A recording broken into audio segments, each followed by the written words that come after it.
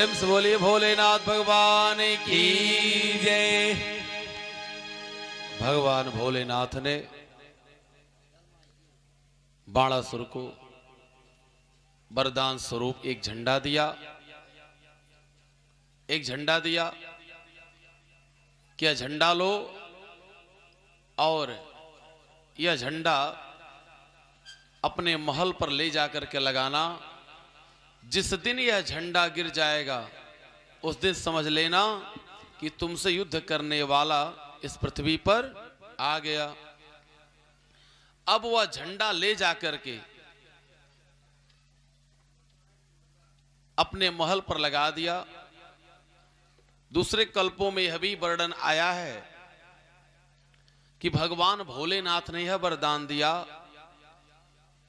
बाणासुर के मांगने पर। बाणासुर ने ऐसा वरदान मांगा कि हे प्रभु, जब भी मुझसे कोई युद्ध करे तो सर्वप्रथम आप उससे युद्ध करें।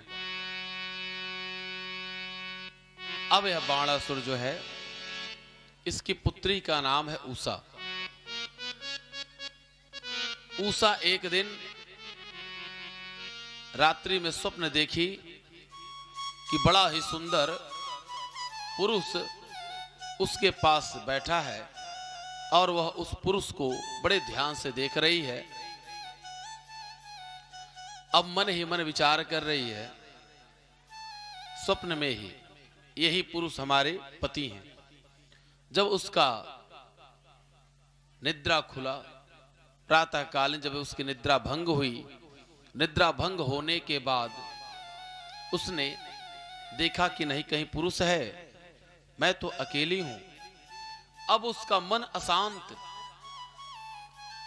वह लगी रोने कि वह जिस पुरुष को मैंने देखा वह पुरुष कहां गया।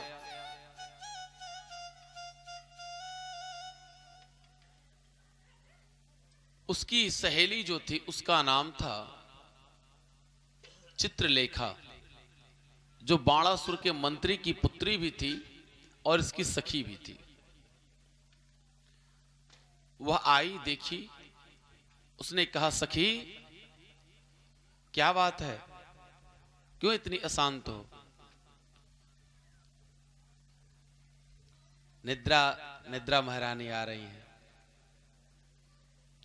निद्रा महारानी आ रही है। ऐसा होता किसी का दोष नहीं। जिस समय भगवान श्री रामचंद्र जी लंका पर विजय प्राप्त किए तो निद्रा दौड़ी दौड़ी आई भगवान के पास। निद्रा कौन है? कुंभकर्ण की पत्नी। उसने भगवान से कहा कि प्रभु, मुझे भी बैकुंठ को भेज दीजिए। भगवान ने कहा, हे निद्रा, तूने ऐसा कोई शुभ कर्म नहीं किया है जिससे मैं तुझे बैकुंठ को भेजूं। उसने कहा, प्रभु, यदि आप मुझे बैकुंठ नहीं भेजेंगे तो मैं आपके बैकुंठ में ताला लगवा दूंगी, छुट्टी करा दूंगी। भगवान ने कहा, कैसे? तो निद्रा ने कहा कि प्रभु, जब आपकी कहीं कथा होगी तो मैं जाकर के सबके पलकों पर बैठ जाऊंगी। और उससे क्या होगा, जब पलकों पर बैठ जाऊंगी तो श्रवण इंद्री जो है, जब जिसको निद्रा आ जाती है तो कान भी बंद हो जाता। यह बंद हुआ तो यह भी बंद हो जाता है, और यह भी बंद हो जाता है, तीनों बंद हो जाता है। न जिह्वा नाम ले पाती है भगवान का, न कान सुन पाता है, न आंख भगवान की दर्शन कर पाती है। तो जो तीनों हमारे मुख्य हैं, जब यह तीनों बंद हो जाएंगे तो भगवान का भजन कैसे होगा? तो भगवान ने कहा, कोई बात नहीं निद्रा।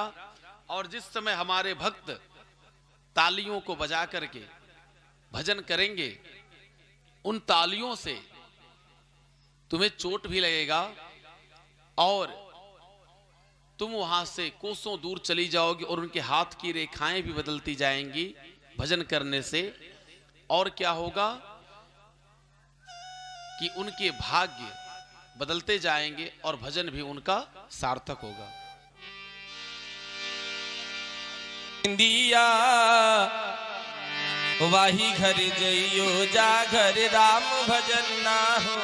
इंदिया वाही घर जइयो जागर राम भजन ना हो।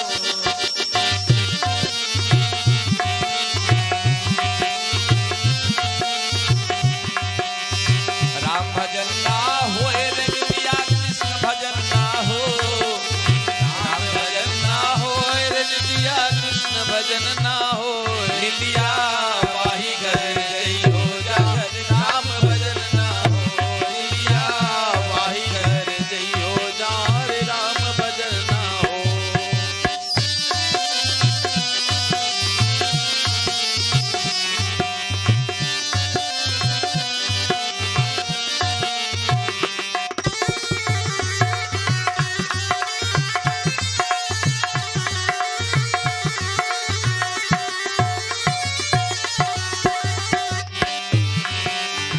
बड़ी घरा की सुंदरी कथा सुनन नहीं जा। बड़ी घरा की सुंदरी कथा सुनन नहीं जा। वाई कारण कुटिया भई घर घर डंडा खा दिया।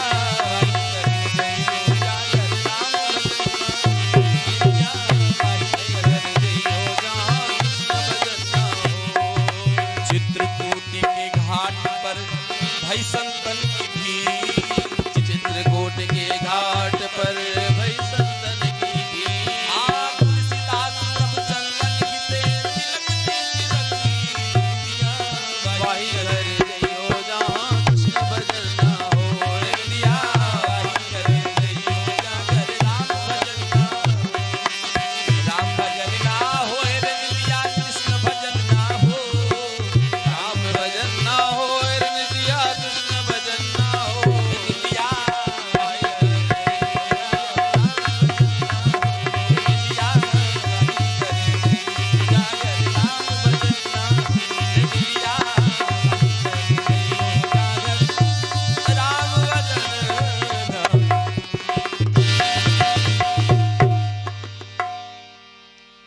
प्रेम से बोले श्री कृष्ण भगवान की जय। नींद कहाँ जाएगी? उन्हीं के घर पर जहां कृष्ण भजन राम भजन नहीं होगा। दूसरी बात यह है कि कथा में 4 प्रकार के श्रोता आते हैं। कथा में जो श्रोता होते हैं वो 4 प्रकार के आते हैं। कौन कौन? एक तो आते हैं प्रेम से, बैठते हैं प्रेम से और सुनते भी हैं प्रेम से। वे होते हैं श्रोता। वे होते हैं श्रोता। दूसरे होते हैं जो आते भी हैं प्रेम से, बैठते भी हैं प्रेम से और सोते भी हैं प्रेम से। वे होते हैं दूसरे नंबर के सोता। वह केवल सोने के लिए आते हैं। और तीसरे जो होते हैं ये होते हैं सरौता। सरौता कब आते हैं? यह नित्य नहीं आएंगे। यह एक औपचारिकता पूरा करने के लिए कि भाई कथा उनके वहां हो रही है और यदि हम नहीं जाएंगे तो कहीं ऐसा ना हो कि कथा का जब समय बीत जाए तो बाद में मुझे उलाहना दें कि क्या भैया हमारे वहां कथा हो रही थी और आप हमारे कथा में नहीं आए।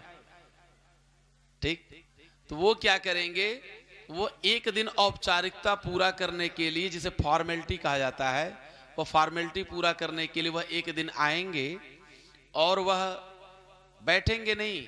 वो खड़ी खड़ी कथा जो है 2 मिनट सुनेंगे और बीच में कथा चल रहा है, बीच में वह ऐसा प्रश्न करेंगे जिस प्रश्न का उत्तर ना वेद में, ना उपनिषद में, ना पुराण में, ना कहीं आपको किसी ग्रंथ में नहीं मिलेगा। वो ऐसा लेकर के आएंगे कि जिसका कोई प्रमाण ही नहीं। वो बीच में क्या करते हैं? कथा को काट देते हैं। कथा को काट देते हैं। वो होते हैं सरौता। और चौथे होते हैं कौन? सरकौता। वो आते भी हैं प्रेम से, बैठते भी हैं प्रेम से, लेकिन कहां? सबसे पीछे। और उनका ध्यान कहां रहता है? किसका जूता बढ़िया है, किसका चप्पल बढ़िया है। और वह क्या करते हैं? धीरे से लेकर के वह सरक जाते हैं। वे होते हैं सरकौता। हालांकि यहां पर ऐसी कोई बात नहीं है, बहुत दूर की बात है। यहां तो सभी लोग श्रोता हैं। अब बाणासुर ने उस झंडे को लेकर आया लगा दिया। उसकी पुत्री स्वप्न में अनिरुद्ध महाराज का स्वप्न देखी। प्रातःकालीन अपनी सखी श्री चित्रलेखा जी से कहा। चित्रलेखा जी ने क्या किया? चित्रलेखा जी ने कहा, हे सखी, आप यह बताओ वह कौन पुरुष है जिसके लिए तुम इतनी परेशान हो? उसने कहा, सखी, यदि मैं यही बात जानती तो फिर क्या बात रहती, यह बात तो तुम ही बता सकती हो। तो चित्रलेखा जो थी वह बिना देखे तीनों लोगों का वह चित्र बनाने में बहुत ही कुशल थी, बड़ी कुशल थी। अब वह एक एक लोगों का चित्र लगी बनाने, एक एक लोगों का लगी चित्र बनाने। जब तीनों लोगों का वह चित्र बना चुकी और कहीं भी नजर नहीं उसके प्राण प्रीतम आए, उसने कहा, अभी एक स्थान बचा है। वह स्थान कौन सा है? वह स्थान द्वारिका है। जब श्री कृष्ण भगवान का उसने चित्र बनाया, तो जब श्री कृष्ण भगवान का उसने चित्र बनाया, उसने कहा, हाँ हाँ ऐसे ही थे, लेकिन ये नहीं है। अच्छा, अब उसने प्रद्युम्न महाराज का चित्र बनाया, हाँ हाँ ऐसे ही थे, लेकिन ये भी नहीं है। जब उसने अनिरुद्ध महाराज का चित्र बनाया, तब उसने कुछ भी नहीं बोला और सकुचाती हुई अपनी पलकों को झुकाती हुई वह अब मंद मंद मुस्कुरा रही है। चित्रलेखा ने कहा, सखी, अब नहीं कुछ बोल रही, यही है? उसने धीरे से कहा, हमारे चित्त को चुराने वाले यही हैं। अब चित्रलेखा ने क्या किया कि रात्रि के समय श्री अनिरुद्ध जी महाराज द्वारिका में सो रहे थे। वह अनिरुद्ध जी को जाकर के उनके पलंग के साथ ही चुरा करके लाई और कहां रख दी? उषा के महल में, जो वर्तमान समय में ऊखी मठ के नाम से जाना जाता है। जो लोग केदारनाथ बद्रीनाथ गए होंगे, वहां पर दो मठ हैं, जोशी मठ और ऊखी मठ। ठंडक के समय में बद्री विशाल भगवान का पूजा जो है उनका जोशी मठ में होता है और केदारनाथ भगवान का ऊखी मठ में होता है। अब उषा के महल में भगवान की कृपा से चित्रलेखा के द्वारा श्री अनिरुद्ध जी महाराज वहां पहुंच गए। अब अनिरुद्ध जी महाराज मन ही मन विचार कर रहे हैं, अरे मैं ये कहां आ गया? जब उनके नेत्र खुले तो देख रहे हैं मैं कहां आ गया। अब वह सामने देखे उषा को। उषा ने अपनी सभी बात कही। दोनों लोगों में आपस में बातचीत होने लगा। धीरे धीरे उषा के शरीर की कांति जाने लगी। उसके शरीर में जो तेज था वह तेज जाने लगा। अचानक अंदर से आवाज आई किसी पराये पुरुष का। तो जो भी वहां जितने भी वहां पर जो सैनिक रक्षा के लिए लगाए गए थे, उन सैनिकों की कुशलता देखिए। उन लोगों ने मन ही मन विचार किया कि जो बाणासुर हमारे महाराज हैं वो बड़े ही क्रोधी हैं, और किस प्रकार से कहा जाए कि महाराज आपके महल में पराये पुरुष का प्रवेश हो गया है। देखिए वाणी की कुशलता, वाणी की कुशलता। आप अपनी बात भी कह दें, यह भी एक बहुत बड़ी कुशलता है। सभी सिपाहियों ने मन में विचार किया कि यदि हम लोग कहेंगे कि यहां कोई पराया पुरुष आ गया है तो महाराज पूछेंगे कि तुम लोग कहां थे, कैसे आ गया महल में, तो हम लोगों को फांसी की सजा दे देंगे। अतः हम सभी लोग किस प्रकार से कहें। एक समय की बात एक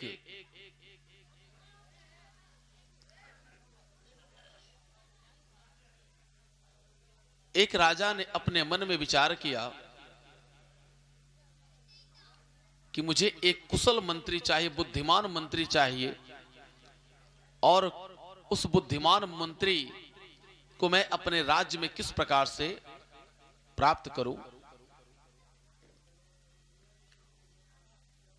एक हाथी उनके महल में जो बूढ़ा हो चला था, उन्होंने उस हाथी को लिया और एक रामपुर नाम का ग्राम था, उस गांव में उन्होंने ले जाकर के उस हाथी को गांव वालों से कहा, इस हाथी की आप सभी लोग सेवा करो और यह हाथी मरने ना पावे।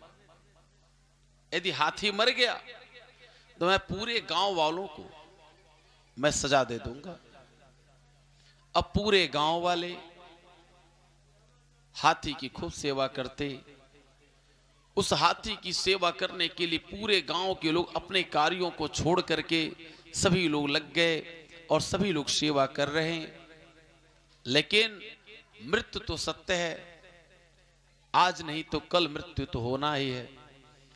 आया है सो जाएगा राजा रंक फकीर।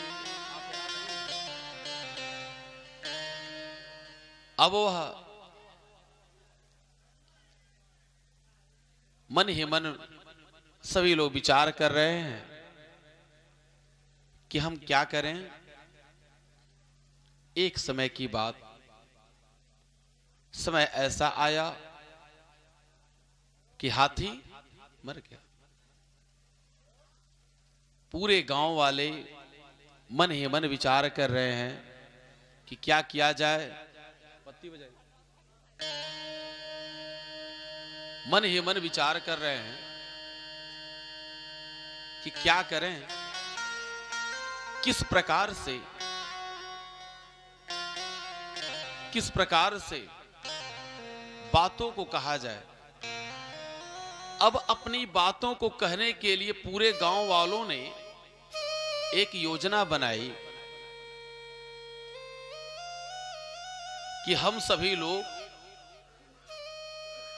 100 स्वर्ण मुद्रा देंगे, जो राजा साहब से जाकर कह देगा कि हाथी मर गया। गांव वालों ने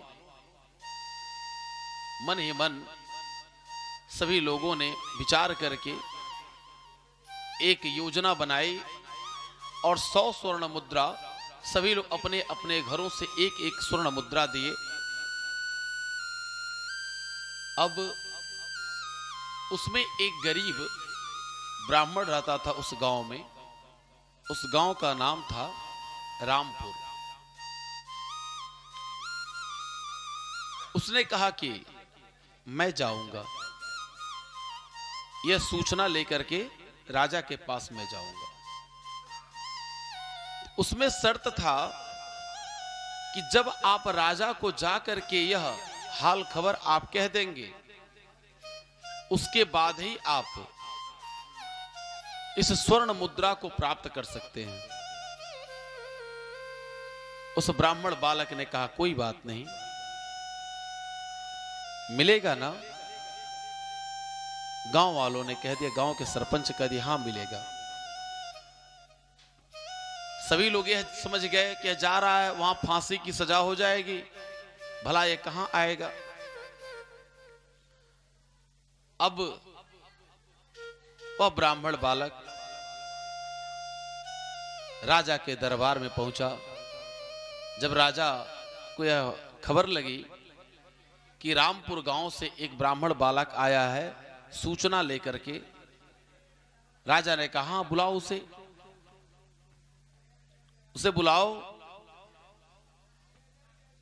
राजा ने सत्कार किया। राजा ने कहा, कहो क्या हाल खबर है।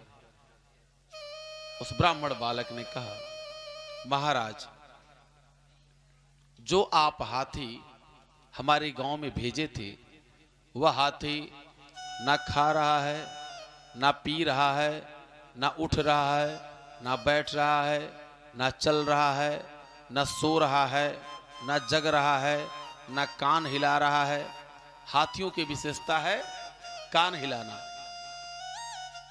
हमेशा हाथी जो है कान हिलाते रहते हैं। तो राजा ने कहा हाथी मर गया क्या? उसने कहा राजा साहब यह बात आप कहें, मैं क्यों कहूं। वह समझ गए,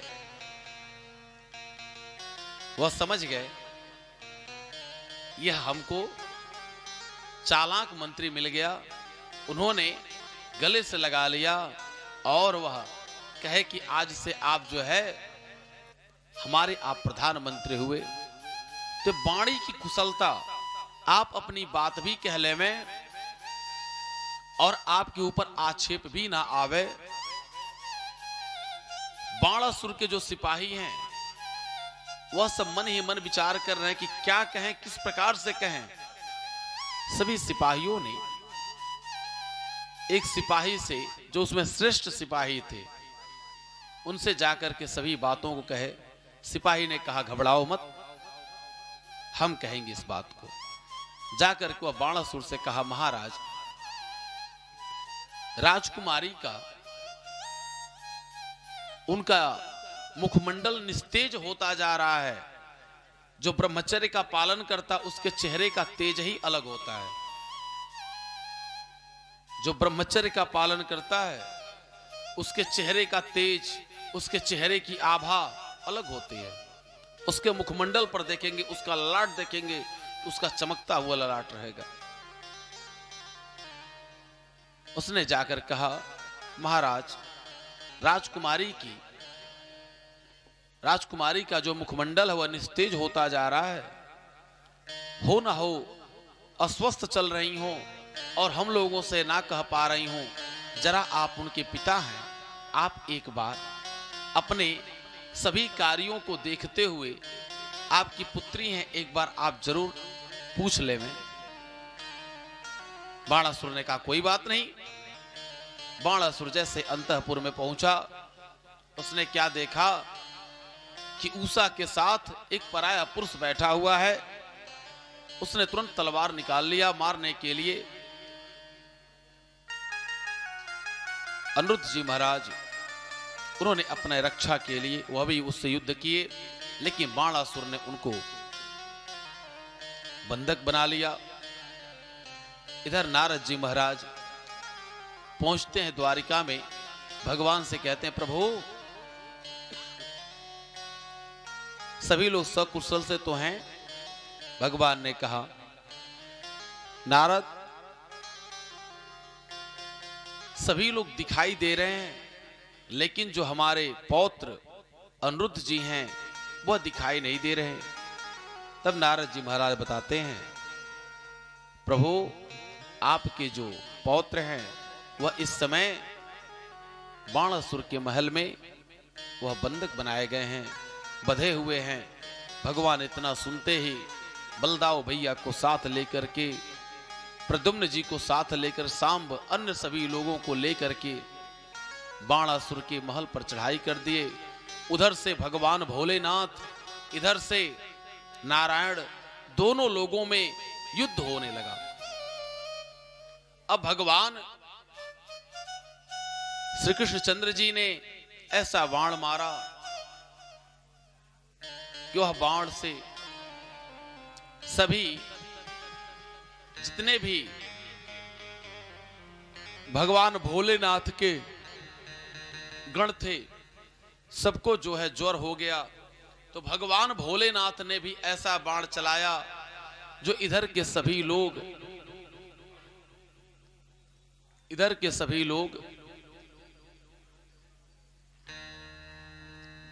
यह लोग ज्वर से पीड़ित हो गए, जिसे माहेश्वर ज्वर के नाम से जाना जाता है। यदि किसी का ज्वर शांत न हो तो माहेश्वर ज्वर का इस मंत्र का जाप करें, उनका ज्वर शांत हो जाएगा। पुनः युद्ध होने लगा। भगवान ने मन में विचार किया कि क्या करें, यह हमारे इष्ट हैं और इनसे युद्ध करना उचित नहीं है। भगवान ने तुरंत ऐसा बाण चलाया जिससे सभी जितने भी लोग थे, भगवान भोलेनाथ, गणेश जी, कार्तिकेय भैया, सभी लोगों को जम्हाई आने लगी। और जब जम्हाई आने लगे किसी को भी, तो कोई कार्य नहीं कर सकता। और सभी लोग जम्हाई लेने लगे। उसी समय भगवान अपने तलवार से बाणासुर के 2 हाथ को छोड़कर बकिया सभी हाथों को साग की तरह से भगवान काटने लगे। वह घबरा गया, कि यह क्या, ऐसा लगता है मुझे मार डालेंगे। तन्माता कोटरा नाम्ना नग्ना मुक्त शिरोरुहा पुरोवतस्थे कृष्णस्य पुत्र प्राणरिरक्षया। जो उसकी मां थी कोटरा ने क्या किया, वह नग्न होकर के भगवान के सामने आ गई अपने पुत्र की रक्षा के लिए। भगवान उसके तरफ से पीठ कर लिए। अब भगवान श्री कृष्ण ने पीठ कर लिया, तुरंत वह महल में जाकर के छुप गया। भगवान पुनः उसको बुलाए और वह भगवान की महत्ता को समझ गया। प्रहलाद महाराज जी तुरंत वहां पर आ जाते हैं। प्रहलाद जी कहते हैं, प्रभु आप जो है क्षमा करें। उन्होंने कहा, प्रहलाद मैं तो बहुत पहले कहा था कि मैं जो भी तुम्हारे खानदान में यदि किसी को भी अहंकार हो जाएगा तो उसके अहंकार का मैं मान मर्दन करूंगा, न कि उसको मृत्यु दंड दूंगा। भगवान अपने परिकरों के साथ द्वारिका में आते। प्रेम से बोले वृंदावन बिहारी लाल की जय। तुम्हारी शरण मिल गई सांवरे, तुम्हारी कसम जिंदगी मिल गई है। तुम्हारी शरण मिल गई सांवरे, तुम्हारी कसम जिंदगी मिल गई।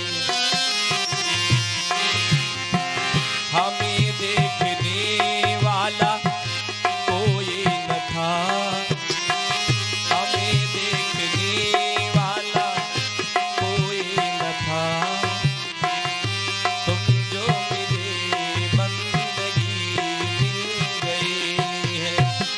तुम्हारी शरण मिल गई सांवरे, तुम्हारी कसम जिंदगी मिल गई।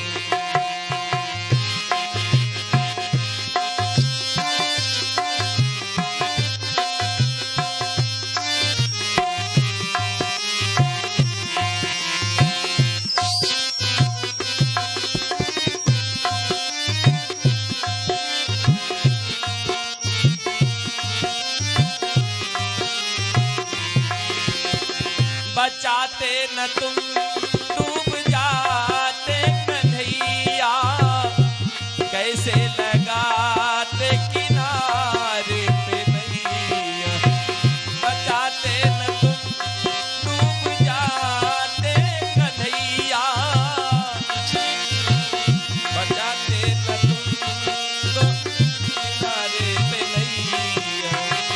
गमे जिंदगी से परेशान थे, गमे जिंदगी से परेशान थे। रूठे लबों को हंसी मिल गई है। हमें देखने वाला कोई न था, तुम जो मिले बंदगी मिल गई।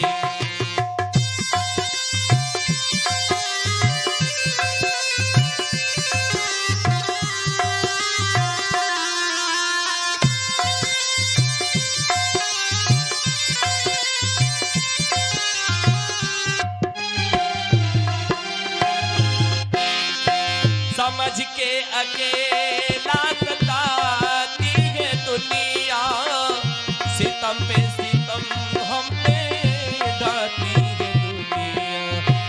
समझ के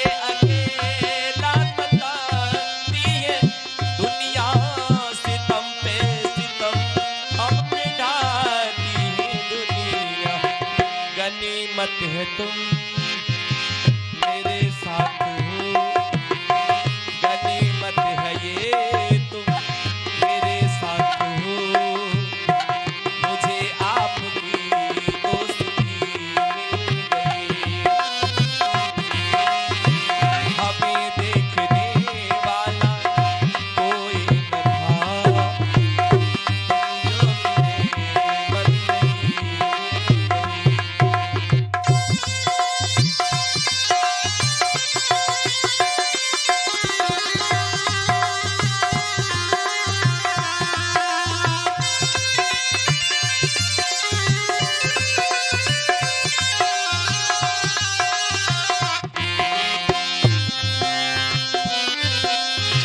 मुझे सामने इतना काबिल बना दो, प्रेम की ज्योति हृदय में जगा दो। मुझे सामने इतना काबिल बना दो, प्रेम की ज्योति हृदय में जगा दो। उंगली उठा के कोई ना कहे, उंगली उठा के कोई ना कहे, संजू के दिल में कमी मिल गई है। अब देखने वाला कोई न था, अब देखने वाला कोई न था, तुम जो मिले बंदगी मिल गई है।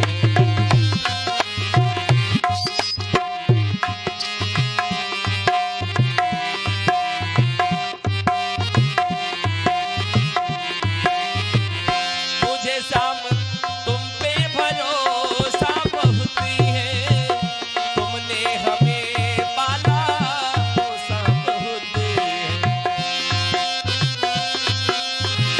मुझे शाम तुम पे भरोसा बहुत है, तुमने हमें पाला पोसा बहुत है।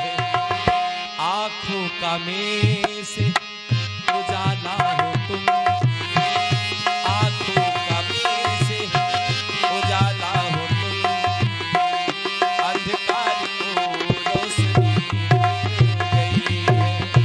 हमें देखने वाला कोई न था, तुम जो मिले बंदगी मिल गई है। तुम्हारी शरण मिल गए सांवरे, तुम्हारी कसम जिंदगी मिल गई है। तुम्हारी शरण मिल गई सांवरे, तुम्हारी कसम जिंदगी मिल।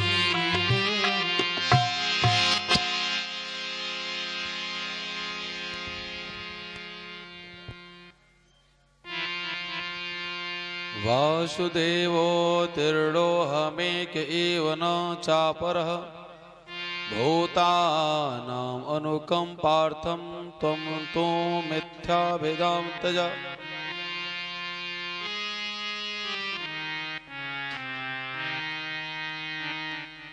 भगवान ने पौंड्रक का उद्धार किए। पौंड्रक का उद्धार भगवान ने कैसे किया? जो पौंड्रक है वह लकड़ी के काष्ठ के दो और हाथ लगा लिए और हाथ में एक झूठा मूठा सुदर्शन चक्र ले लिया। उसने कहा कि जो अपने आप को वसुदेव कहते हैं श्री कृष्ण, वह झूठा है और मैं असली वसुदेव हूं। यह संदेश भेजा। भगवान के पार्षद इतनी बात सुनते ही क्रोध में आ गए। जो संदेशवाहक आया था, भगवान ने कहा कि इस संदेशवाहक कुछ भी ना कहो, क्योंकि इसकी कोई गलती नहीं है, तो संदेशवाहक है, जो आप कहेंगे वही जाकर कहेगा। भगवान ने जाकर के युद्ध किया और पौंड्रक का उद्धार किया।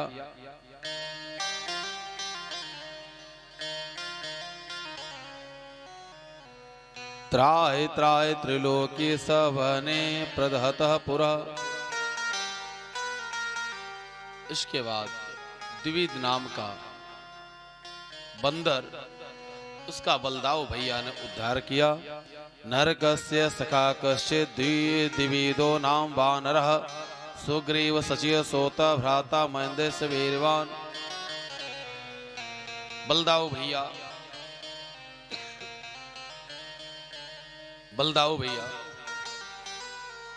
गए हुए हैं वृंदावन धाम अपने लोगों का हाल खबर लेने के लिए। उसी समय एक द्विविद नाम का बानर है, जो बंदर आकर के वह क्या कर रहा है, सभी लोगों अनेकों प्रकार से कष्ट दे रहा है। और द्विविद नाम के बंदर का बलदाऊ भैया ने उद्धार किया। दुर्योधनम सुता राजन लक्ष्मणां सम समितिंजयः स्वयंवर अस्थाम हर्त सांबो जाम्बवते सुतः। दुर्योधन की पुत्री लक्ष्मणा का विवाह रचाया गया था। जाम्बवंती पुत्र सांबजी महाराज वह लक्ष्मणा का हरण किए। कौरवों ने उनको बंधक बनाया। अब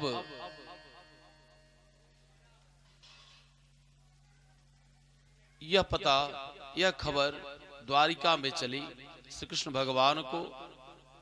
बलदाऊ भैया जैसे इस बात को जाने, बलदाऊ भैया तुरंत चल दिए हस्तिनापुर के लिए। हस्तिनापुर में यह बाहर ही एक बाग में रुके हुए हैं। वहां पर इनकी अग्र पूजा की गई। दुर्योधन सुताम राजन लक्ष्मणम समितिंजयः स्वयंवर अस्थानम हरत शाम्बो जाम्बवती सुतः। बलदेव भगवान जब पहुंचे, उनका विविध प्रकार से लोगों ने सत्कार किया। नूनम नाना मदोन्नदा शांते नेच्छत साधवः ते साहे प्रसमो दंडः पशूनां लगुडो यथा। उन लोगों ने बलदाऊ भैया को, जब बलदाऊ भैया ने कहा कि सांब को छोड़ दो, और सांब कोई बात नहीं, बलदाऊ भैया ने विविध प्रकार से समझाया, लेकिन कोई उनकी बातों को नहीं माना। भगवान ने कहा बलदाऊ भैया ने कि आज मैं पूरी हस्तिनापुर को मैं खींच करके मैं इस गंगा में आज इसको मिला दूंगा। जैसे उन्होंने हस्तिनापुर को अपने हल से अग्रभाग को खींचना आरंभ किए, तुरंत ही भीष्म, कृपाचार्य, द्रोणाचार्य एवं अन्य सभी लोग जा करके उनकी वंदना किए। जलयान मिदाधुर्णम गंगायाम नगरम पतत आकृष्णमाणामालोक्य कौरवा जात संभ्रभा। नमस्ते सर्वभूतात्मन् सर्वशक्तिधराभ्य विश्वकर्मन् नमस्ते स्वां वयं शरणं गतः। हे समस्त शक्तियों को धारण करने वाले भगवान, हे अविनाशी, हम आपको बार बार प्रणाम करते हैं। आज दिन भी हस्तिनापुर जैसे टेढ़ा तब था, आज दिन भी वैसे टेढ़ा। गंगा जो उतनी दूर टेढ़ी ही बहती है। गंगा जो उतनी जो है टेढ़ी बहती हैं। और गंगा मैया की बड़ी कृपा रही, जो हस्तिनापुर की रक्षा हुई। यह बलदाऊ भैया भीष्म जी के कहने पर उन्होंने अपनी कृपा करी। प्रेम से बोले गंगा मैया की। आइए गंगा मैया बलदाऊ भैया की जय। मानो तुम गंगा माहो, ना मानो तो बहता पानी। मानो तुम गंगा माहो, ना मानो तो बहता पानी। जो स्वर्ग निधि धरती को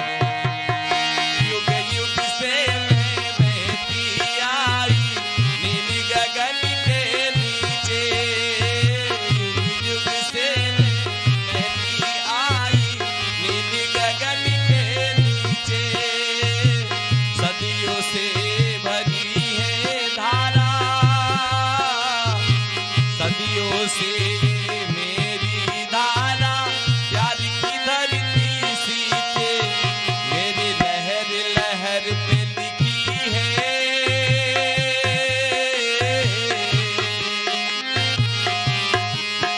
मेरी लहर लहर पे लिखी है इस देश की अमर कहानी। मानो तो मैं गंगा माँ हूँ, ना मानो तो बहता पानी।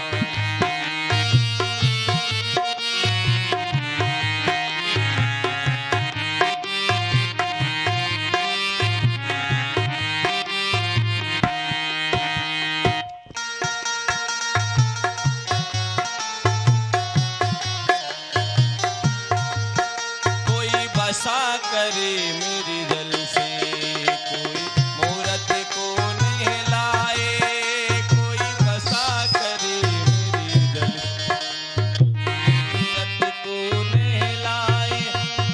कहीं मोची चमड़े धोए, कहीं मोची चमड़े धोए, कहीं पंडित प्यास बुझाए। ये जात धर्म के झगड़े, ये जात धर्म के झगड़े इंसान की है नादानी। मानो तो मैं गंगा माँ हूँ, ना मानो तो बहता पानी।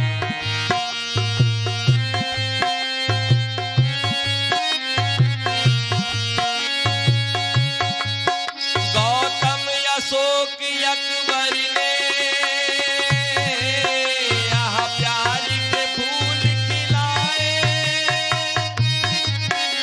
तुलसी गालिब मीरा ने यहाँ ज्ञान के दीप जलाए। मेरे तट पे आज भी गूंजे,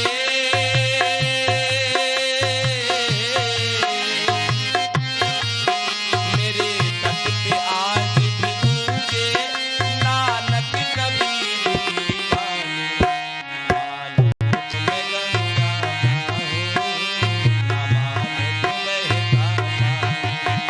जो स्वर्ग ने दी धरती को, मैं हूँ प्यार की वही मिसाली। मानो तो मैं गंगा माँ हूँ, ना मानो तो बहता पानी। मानो तो मैं गंगा माँ हूँ, ना मानो तो चित्रम गृह से सदुष्ट साहस्त्रम, स्त्रिय एक उदावत। एक बार करतल कर बीना, गावत हरि गुण गान प्रवीणा। एक बार श्री नारद जी महाराज भगवान के पास पहुंचे। वहां पर उन्होंने अपने मन की बात भगवान के पास रखी है। प्रभु, क्या कारण है कि आपकी 16,108 रानियां हैं, लेकिन सबसे अधिक नाम राधा रानी का हो रहा है। देखिए, यह हमारा भारत देश जो है ना, यह गुरु का देश है। यहाँ यह ऐसा देश है, यहाँ का बच्चा बच्चा जो है विश्व का गुरु है। दूसरी बात, इस देश के कोने कोने से हर हमारे देश में एक कोने कोने से ओम का उच्चारण होता है, राम नाम का जय घोष होता है। देश में यहाँ इस देश में कोई सोना, कोई चांदी, कोई हीरा, कोई मोती अलग से नहीं है। यहाँ का प्रेम ही, यहाँ का जो प्रेम है, आप अन्य किसी देश में चले जाएं, आप यही चीन में देख लें, आपके देश में, आपके देश की स्थिति क्या है? यहाँ हिंदू, मुस्लिम, सिख, ईसाई हम सब हैं भाई भाई। लेकिन वही चीन में देख लीजिए, पाकिस्तान में देख लीजिए, क्या है दशा? अभी हमारे देश के मुसलमान भाई चले जाएं, यही पाकिस्तान वाले लोग रहने नहीं देंगे। वही चीन में बड़ी बुरी स्थिति है। हमारा देश, भारत देश कैसा देश है? यहाँ पर, यहाँ चिड़िया क्या करती हैं? सुबह कलरव करती हैं, क्या कहती हैं? भगवान का नाम लेती हैं। हम सभी लोग आपस में सौहार्द, आपस में प्रेम वाला यह देश है। ऐसा देश पूरे विश्व में आपको यहाँ की जलवायु, यहाँ का वातावरण, यहाँ से लोग आप कहीं नहीं मिलेंगे। क्योंकि यहाँ के लोगों में चाहे वह कोई भी हो, फिर भी उनकी दया बसती है, उनके मन में प्रेम रहता है। चाहे वह किसी भी धर्म के, किसी भी संप्रदाय, किसी भी जाति के, किसी भी लोग के हों। भारत माता हमारी, हम सभी लोग भारत के संतान हैं। प्रेम से बोले भारत माता की। गुरुर् ब्रह्मा गुरुर् विष्णु गुरुर्देवो महेश्वरः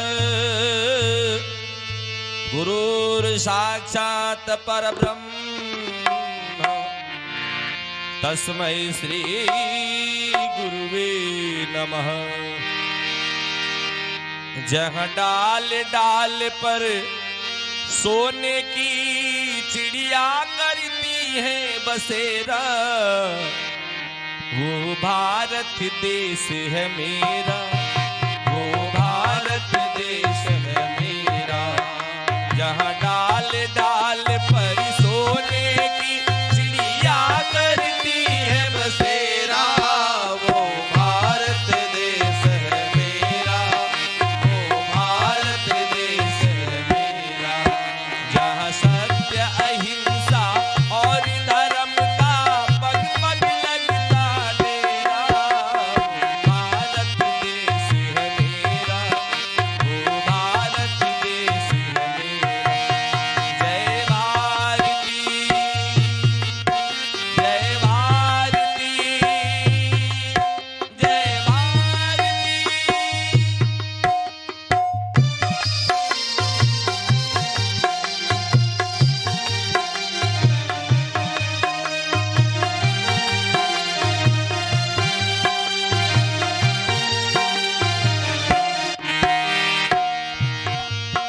ये धरती वो जहांगीरो सी मुनि जपते प्रभु नाम का माला, प्रभु नाम की माला। हरि ओम हरि ओम। जहाँ हर बालक एक मोहन है और राधा की एक माला, और राधा की एक माला। जहाँ सूरज सबसे पहले आकर डाले अपना फेरा, वो भारत देश है मेरा, वो भारत देश है मेरा। जहाँ डाल डाल पर सोने की चिड़िया करती है बसेरा, भारत देश है मेरा, भारत देश है मेरा।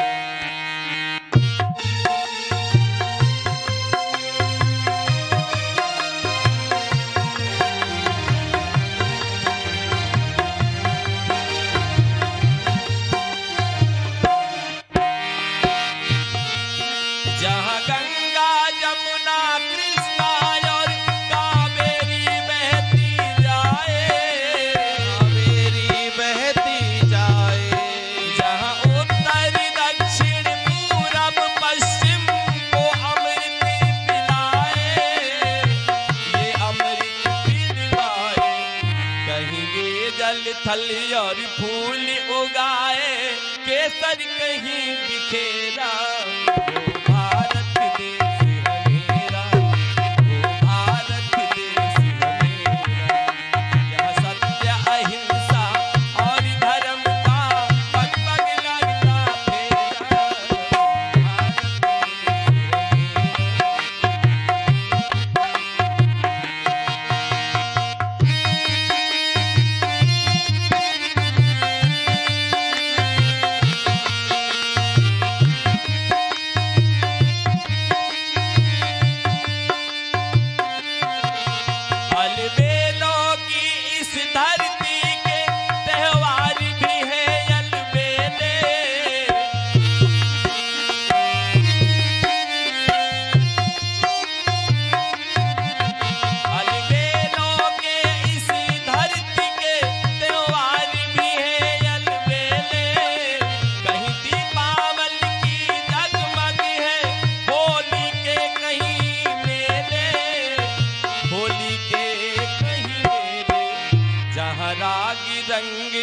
हंसी खुशी के चारों ओर है डेरा। भारत देश है मेरा, भारत देश है मेरा। जहाँ डाल डाल पर सोने की चिड़िया करती है बसेरा। वो भारत देश है मेरा, वो भारत देश है मेरा। वो भारत देश है मेरा, वो भारत देश है मेरा। जहाँ सत्य अहिंसा और धर्म का पग पग लगता फेरा। वो भारत देश है मेरा, वो भारत देश है मेरा। जय भारती, जय भारती, जय भारती।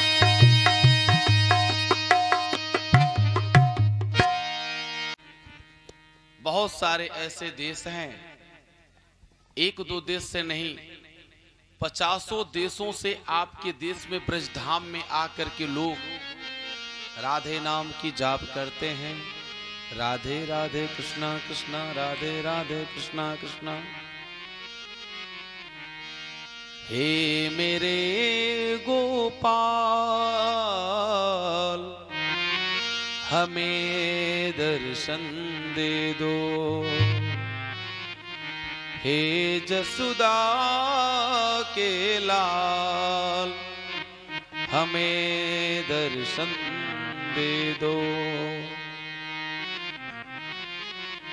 भगवान श्री कृष्णचंद्र जी के पास श्री नारद जी महाराज आए हैं। नारद जी कहते हैं, हे प्रभु, आपकी 16,108 रानियां हैं। आप यह बता मैं कि आपका नाम राधा जी के साथ क्यों जुड़ गया है? सबसे पहले राधे फिर कृष्ण। कोई ये नहीं कहता रुक्मिणी कृष्ण, कोई ये नहीं कहता जाम्बुवंती कृष्ण, कोई ये नहीं कहता सत्यभामा कृष्ण, कोई ये नहीं कहता नग्न जीती कृष्ण, कोई ये नहीं कहता लक्ष्मण अड़ा मित्र वृंदा। आपका नाम के आगे केवल लोग यही कहते राधे कृष्ण। आखिर बात क्या है? राधा रानी जो है ना, वो हमारे कृष्ण जी से अलग नहीं है। हमारे भगवान ही राधा हैं और राधा ही कृष्ण है। जिस प्रकार से शरीर से छाया, शरीर की जो परछाई होती छाया, वो कभी अलग नहीं हो सकती। आप कितना भी काटने की कोशिश करें, कितना भी आप डुबोने की कोशिश करें, निजर को आप कितना भी डुबोने की कोशिश करें, काटने की कोशिश करें, लेकिन वह अलग नहीं हो सकती। उसी प्रकार से राधा रानी भगवान श्री कृष्णचंद्र जी से कभी अलग नहीं है। भगवान श्री कृष्ण ने कहा,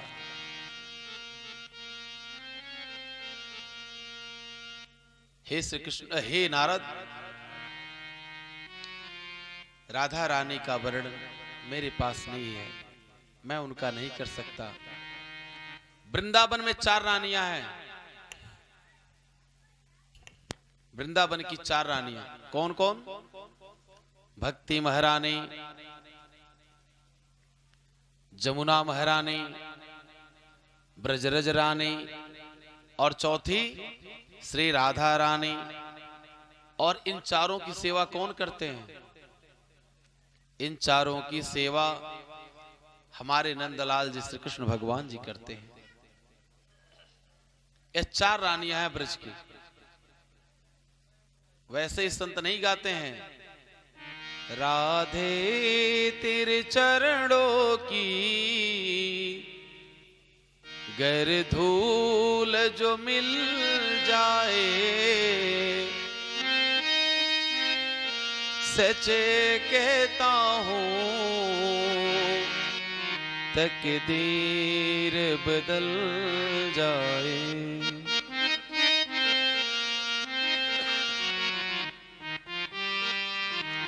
तकदीर राधा रानी जो ब्रज में जितने जो परिकर हैं, ब्रज के जो परिकर हैं,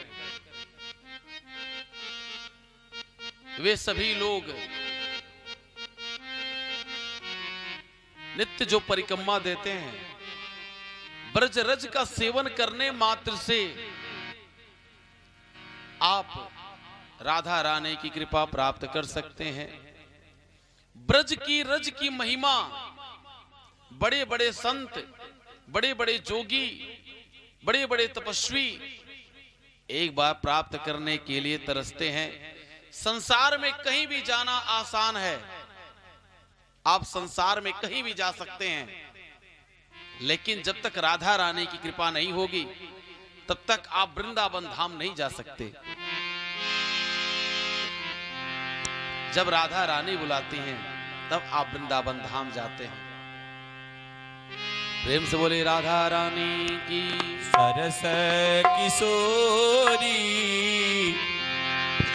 बयस की थोरी रति रस भोरी कीजे कृपा